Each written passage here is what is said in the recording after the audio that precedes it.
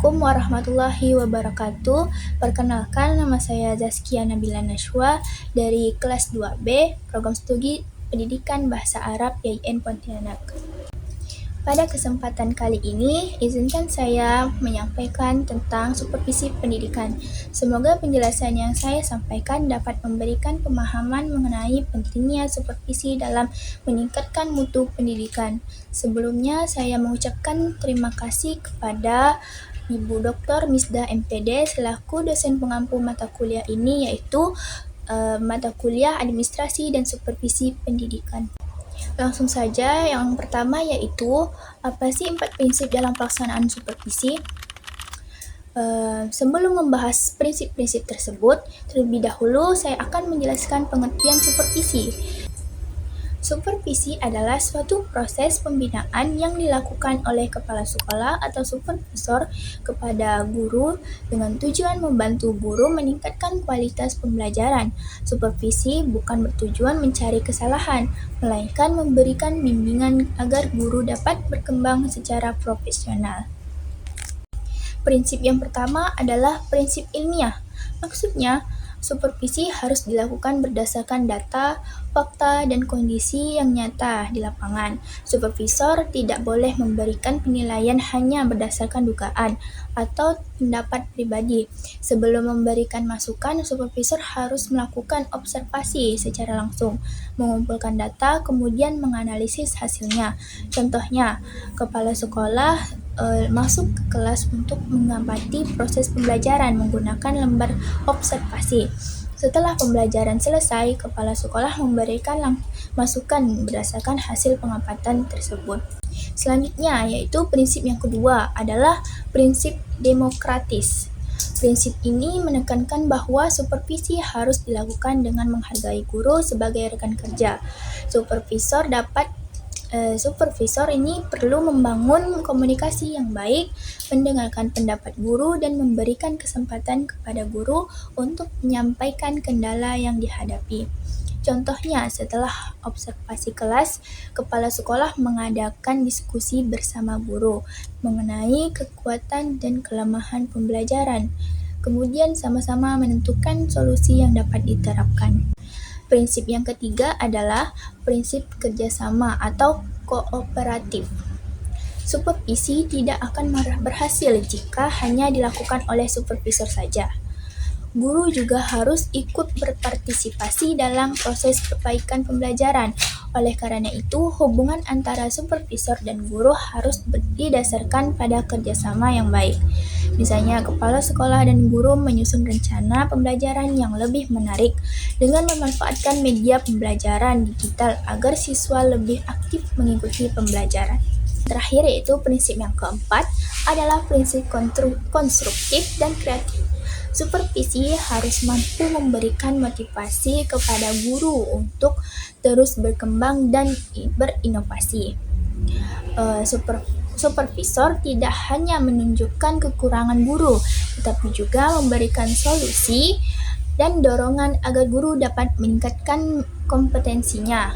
Seperti contohnya, kepala sekolah menyarankan penggunaan metode pembelajaran kooperatif atau aplikasi pembelajaran interaktif agar proses pembelajaran menjadi lebih menarik dan tidak membosankan.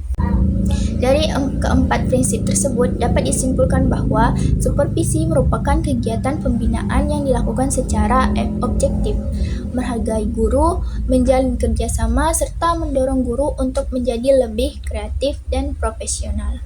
Selanjutnya, saya akan menjelaskan fungsi kepala sekolah sebagai administrator dan supervisor jika dikaitkan dengan efektivitas tujuan pendidikan. Kepala sekolah memiliki peran yang sangat penting dalam keberhasilan sebuah lembaga pendidikan. Secara umum, kepala sekolah memiliki dua fungsi utama, yaitu sebagai administrator dan sebagai supervisor. Sebagai administrator, kepala sekolah bertanggung jawab mengelola seluruh administrasi sekolah.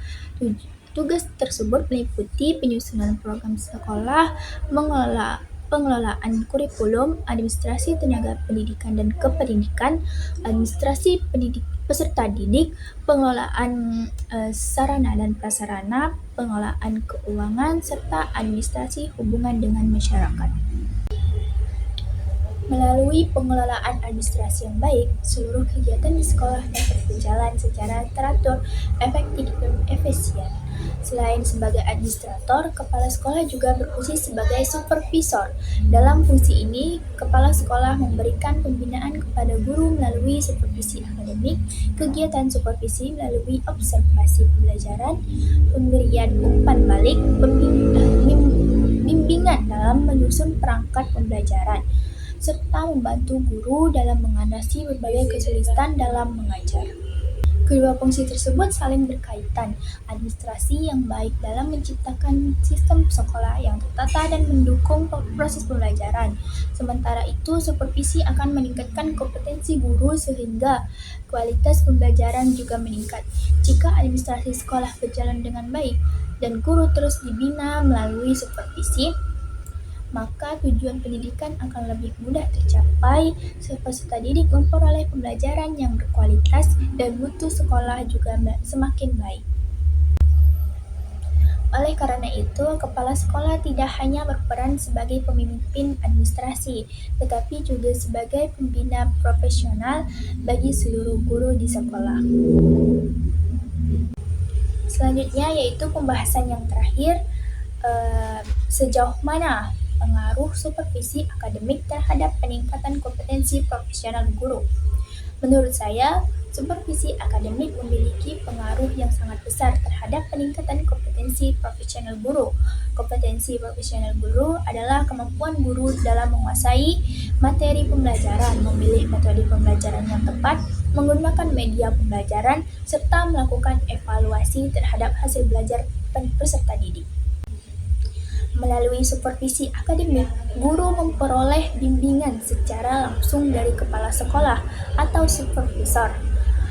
Guru dapat mengetahui kelebihan dan kekurangan dalam proses pembelajaran, kemudian melakukan perbaikan berdasarkan saran yang diberikan. Hal ini membuat guru semakin percaya diri dan termotivasi untuk meningkatkan kualitas mengajarnya. Selain itu, supervisi akademik juga mendorong guru untuk terus belajar dan mengikuti perkembangan ilmu pengetahuan serta teknologi. Misalnya, guru mulai memanfaatkan media digital, menggunakan aplikasi pembelajaran membuat pembelajaran yang lebih interaktif, serta menerapkan berbagai metode pembelajaran yang sesuai dengan kebutuhan peserta didik.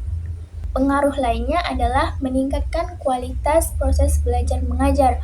Guru menjadi lebih siap dalam menyusun perangkat pembelajaran, lebih terampil mengelola kelas, mampu memilih strategi pembelajaran yang sesuai, dan dapat melakukan evaluasi yang lebih baik. Dampaknya, peserta didik menjadi lebih aktif, lebih mudah memahami materi, dan hasil belajar pun meningkat. Dengan demikian, dapat disimpulkan bahwa supervisi akademik memiliki peran yang sangat penting dalam meningkatkan kompetensi profesional guru. Supervisi bukanlah kegiatan untuk mencari kesalahan, melainkan sebagai proses pembinaan yang membantu guru berkembang sehingga mutu pembelajaran dan tujuan pendidikan dapat tercapai secara optimal. Berdasarkan pembahasan yang telah saya sampaikan, dapat disimpulkan bahwa supervisi pendidikan merupakan proses pembinaan yang bertujuan membantu guru meningkatkan kualitas pembelajaran, bukan untuk mencari kesalahan. Dalam pelaksanaannya, supervisi harus berpedoman pada prinsip ilmiah, demokratis, kerjasama, serta konstruktif dan kreatif agar dapat memberikan manfaat bagi guru. Selain itu, kepala sekolah memiliki peran penting sebagai administrator dan supervisor. Sebagai administrator, kepala sekolah mengelola seluruh kegiatan sekolah agar berjalan dengan baik. Sebagai supervisor, kepala sekolah membimbing dan mengevaluasi guru sehingga proses pembelajaran menjadi lebih efektif dan tujuan pendidikan dapat tercapai. Terakhir, supervisi akademik memiliki pengaruh yang sangat besar terhadap peningkatan kompetensi profesional guru. Melalui supervisi, guru memperoleh bimbingan, motivasi, dan umpan balik yang membantu meningkatkan kualitas mengajar. Dengan demikian, supervisi yang dilaksanakan secara baik akan berdampak pada peningkatan mutu pembelajaran serta hasil belajar peserta didik. Mungkin ini saja yang dapat saya sampaikan. Semoga materi yang saya jelaskan dapat menambah pemahaman kita mengenai pentingnya supervisi pendidikan dalam meningkatkan kualitas guru dan efektivitas tujuan pendidikan. Terima kasih atas perhatiannya. Saya ucapkan Assalamualaikum warahmatullahi wabarakatuh.